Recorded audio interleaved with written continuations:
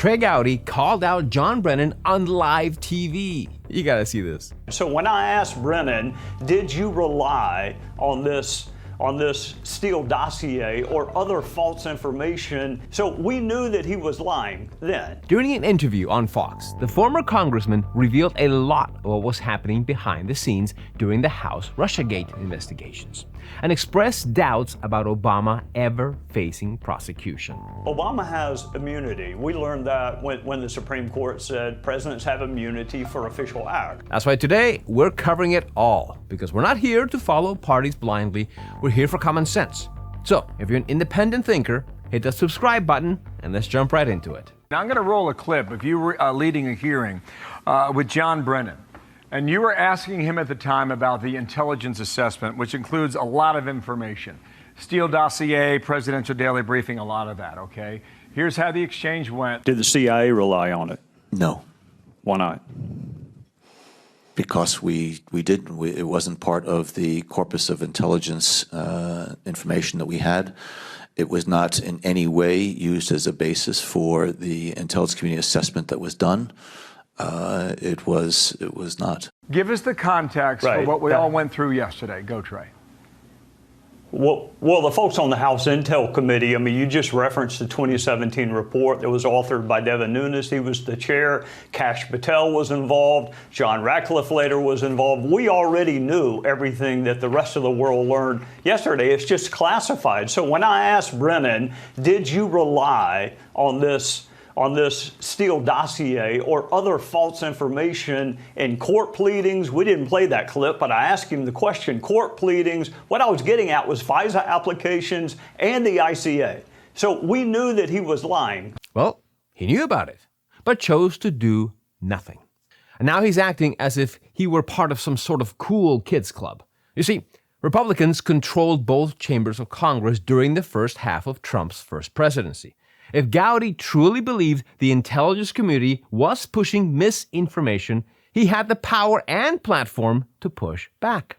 He could have rallied support to release some classified documents after voting on them, raising red flags, and made a public case that the narrative was flawed. But that's not what happened. In fact, there are several moments where Trey did the complete opposite. He downplayed the Nunes memo, publicly defended the FBI surveillance of a Trump campaign official, and even claimed they, quote, did exactly what my fellow citizens would want them to do. At one point, he also stated that Russia's intent was to hurt Hillary Clinton, something that still can't be definitively proven. So now, watching him try to rewrite his role is interesting, to say the least. James Clapper last night on CNN as to where this might go next. Watch here.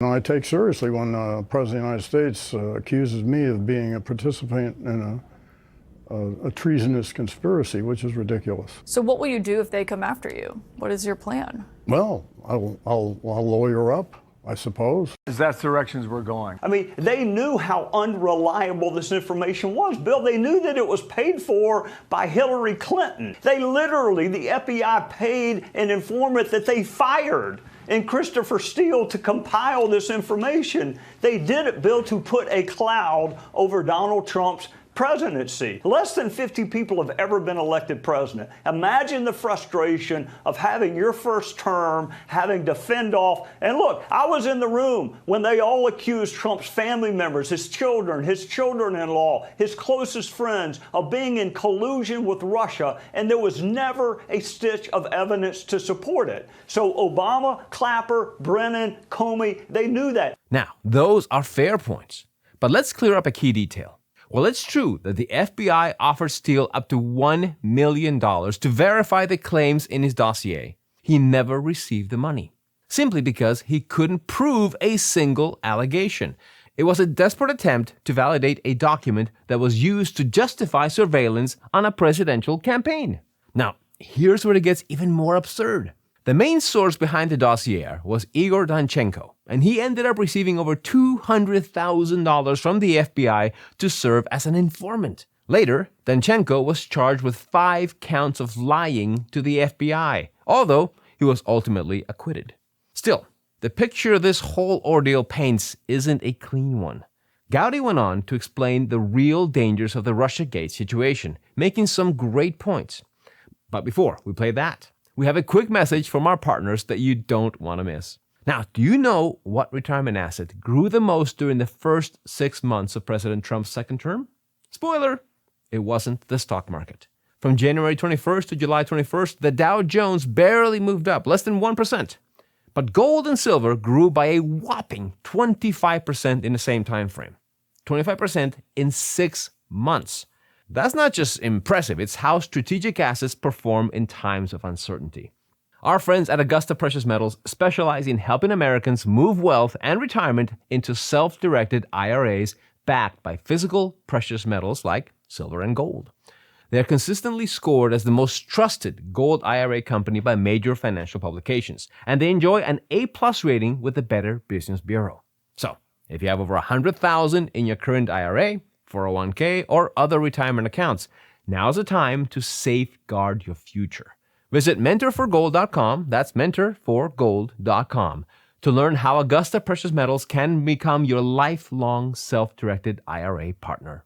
Now, back to the video. One other thing happened. Kudos to the CIA director, John Ratcliffe, who, when he was the DNI, he declassified Brennan's notes. You could tell then that John Brennan and other intelligence officials were in cahoots with Obama to put a cloud over Donald Trump's presidency. And guess what, Bill? They succeeded. They put a cloud over his first term, not just professionally, but also his personal life. Imagine having to go home and explain to your spouse, look, honey, they're alleging that I was in a Moscow hotel and I did some really, really gross things. I've never been to that hotel. I don't know what they're talking about. So they did it to undermine Trump.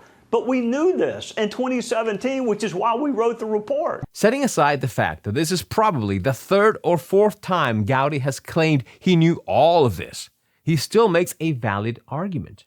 The Russiagate investigations caused real damage to Trump's presidency.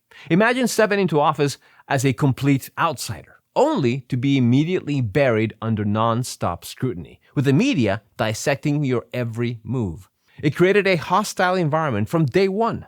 Now, this isn't to say Russia didn't attempt to interfere. There's no denying that. If we look back at the event with the information we have today, it shows how ugly the game of politics really is.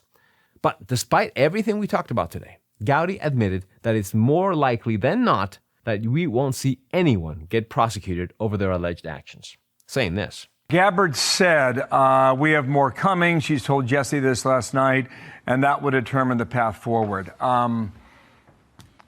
What's next? What should we be on the lookout? What is coming? Well, Obama has immunity. We learned that when the Supreme Court said presidents have immunity for official acts. So anyone who says that Barack Obama is going to be prosecuted needs to go back and read that opinion. As for Clapper, Comey, Brennan, we had him in 2017. You just played the clip. He lied to a congressional hearing. The time to prosecute him would have been before the statute of limitations had run. So whether or not they have additional lies, I don't know. I defer to DOJ. But like I said, this may be new to your listeners and your viewers. It's not new to those of us who are investigating. What happens next is still unclear. But one major move has already been made. Pam Bondi has instructed federal prosecutors to launch a grand jury investigation. That means we'll likely be waiting a while, especially if there's more evidence behind the scenes that hasn't been revealed yet. One thing I'd like to see happen is we get a clear, documented timeline that lays out exactly what happened and who was involved. And just as important, steps must be taken to prevent anything like this from happening again. Accountability matters, but so does prevention. Let me know in the comments your thoughts on this story. Don't forget to like and subscribe, and remember, keep thinking.